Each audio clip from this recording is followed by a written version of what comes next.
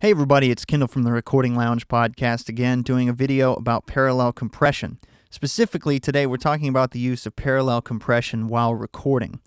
Now, some people are afraid to compress or EQ on the way in, and I totally understand that fear that you might overdo it and you can't undo it later, right? I'm a big fan of EQing and compressing on the way in. First of all, because I believe in getting things right and getting them, how I want them early on, and I'm not afraid to commit to those things. If I think something sounds good with a compressor on it, I'll compress it. And yeah, sometimes you have to, face the music and you overdid it and but this is a great technique for helping to avoid that, and it might convince some of you to invest in some hardware pieces, which, again, another reason I like to do it while recording is I think the hardware pieces sound better than the plugins, and I think that they add something special to the sound that no matter what I try, you just can't seem to replicate, no matter what plugins it is. This is a great example in this particular song of using multiple vocal chains while recording, and then which gives me more tweakability in the mix, if you will. So let's talk about each of these chains. First, we have a lead vocal dry chain. Now, how this works is I run the mic to a preamp. I actually don't know if I did any EQ on this vocal on the way in, maybe a little top end added.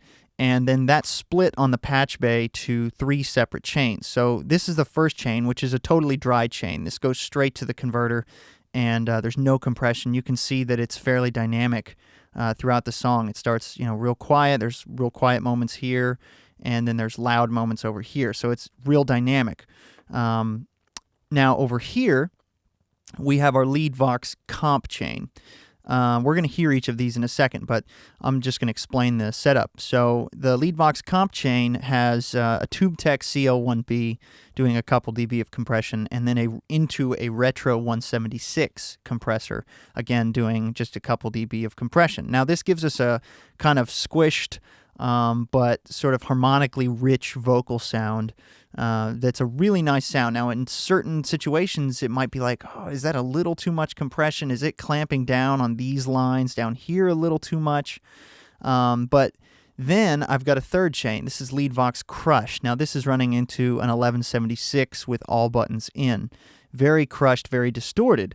But you sort of have 3 layers here to the cake. You've got your heavily distorted, just a brick of audio, as you can see, and then you've got, mildly compressed, and then you've got completely uncompressed. And in the mix, you can adjust the levels of these to get a flavor that you couldn't even get before.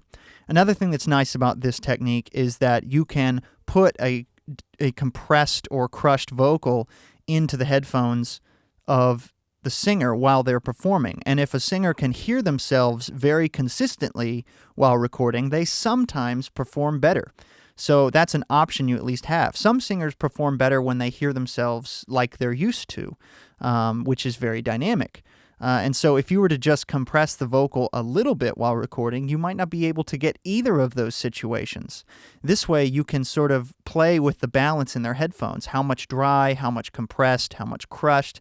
And this can go in any configuration that you like. You can do just a dry and a compressed. You can do just a dry and a crushed. You can do it however you want. So let's listen to each of these. This is a reggae ska song by the band The Last Slice. I just started working with them recently. Bunch of cool guys.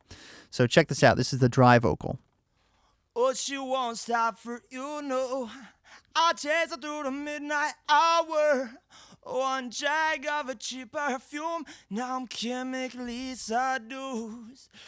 So we have the dry chain, which is nice and dynamic. You can hear that it gets much louder over here. Oh yeah, I did.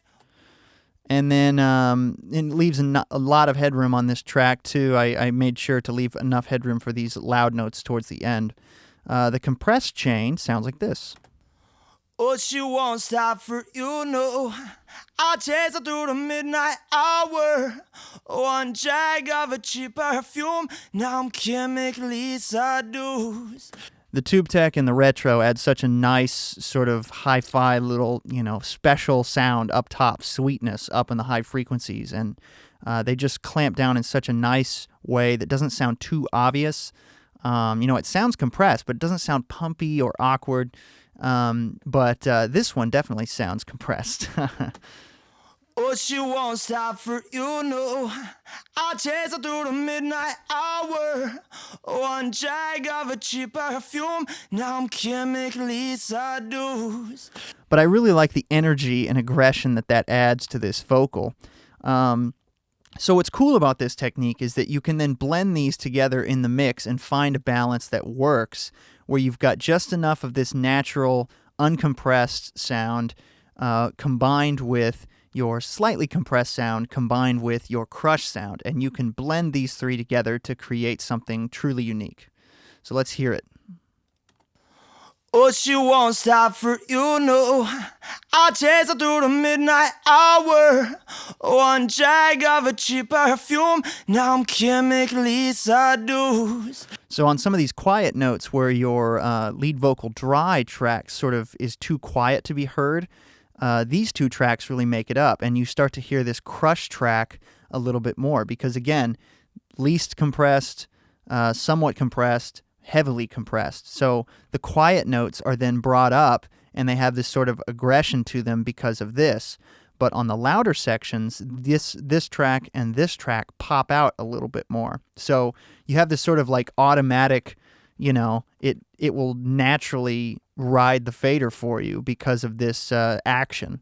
Now, as you can see, I still ride the fader anyway, just as the song grows and builds. But let's hear it in the track. I'm going to bring up the mixer here so I can pull down my output. Let's hear this in the track.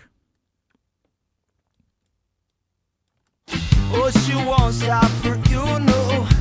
I'll chase her through the midnight hour. One drag of a cheap perfume. Now I'm chemically seduced. Oh, the power that she loves to abuse. Tell me to sit, to me to shake, till I just can't refuse, no. If we just have the lead vocal dry in there, you can't even hear it. You could hear it on some of these loud notes, but it's not really enough. Then we have our comp channel,